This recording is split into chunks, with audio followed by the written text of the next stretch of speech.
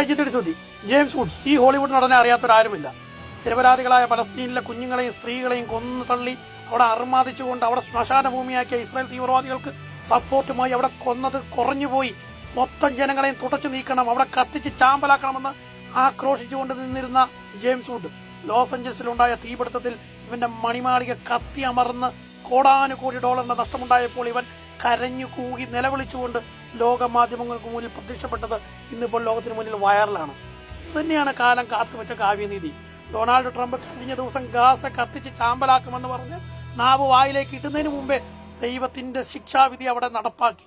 1000 atom ബോംബുകൾ ഒന്നിച്ചു വീഴുന്നതിനെക്കാട്ടിലും അതിഭയാനകമായ സിറ്റുവേഷനാണ് ഇപ്പോൾ ലോസ് ഏഞ്ചൽസ് ഇപ്പോൾ അഭിമുഖീകരിച്ചുകൊണ്ടിരിക്കുന്നത്. ആംബുലൻസുകളില്ല, ആശുപത്രിയിൽ നിന്ന് ആളുകളെ എങ്ങനെയൊക്കെയോ രക്ഷപ്പെടുത്തിക്കൊണ്ടു പോകുന്നു. ലോക പോലീസ് ലോകത്തിന്റെ നമ്പർ 1 എന്നൊക്കെ പറഞ്ഞ അമേരിക്ക ഇപ്പോൾ കോടാനുകോടി ഡോളറിന്റെ നാശനഷ്ടവും അതുപോലെ ലോക സഹായത്തിനുമായി നിലവിളിക്കുന്നു.